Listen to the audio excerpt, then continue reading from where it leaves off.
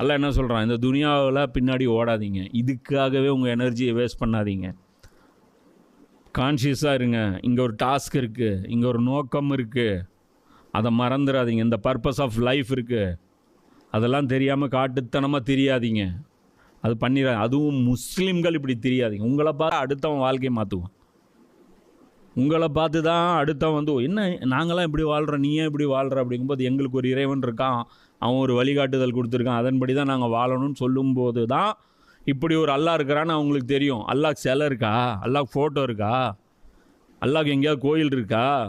ஒன்றும் கிடையாது. மக்காவில் போனாலும் என்ன இருக்குது? ஒன்றும் இல்லை. எதை வச்சு காட்டுவோம் நீ அல்லான்ட்டு? ரசூல்லா யாராவது பார்த்துருக்காங்களா? ரசூலோட ஃபோட்டோ இருக்கா?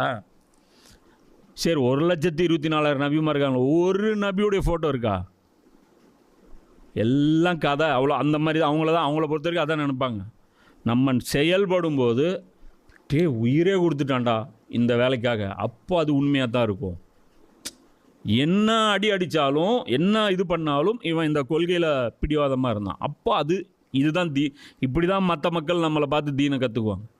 புரியுதா? நாம் என்ன பண்ணுறோம், இன்றைக்கி அவங்களோட சேர்ந்து அவங்களுடைய தீனை ஃபாலோ பண்ணி நாமளும் நாசமாக போகிறது இல்லாமல் அவங்களையும் நாசமாக அவர்கள் நரகத்தை விட்டும் ஓட நினைப்பார்கள். யார்? அந்த குற்றவாளிகள். நாமளும் குற்றம் செஞ்சால் நம்மளுக்கும் இதே கதை தான். ஆனால் அவர்கள் அதை விட்டு வெளியேற முடியாது.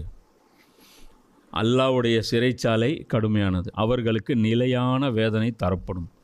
பர்மனண்ட், டெம்பரரி கிடையாது, ஒரு டைம் பீரியட் கிடையாது, 10 வருஷம் 15 வருஷம் கணக்கே கிடையாது, நிரந்தரமான நரகம் தரப்படும்.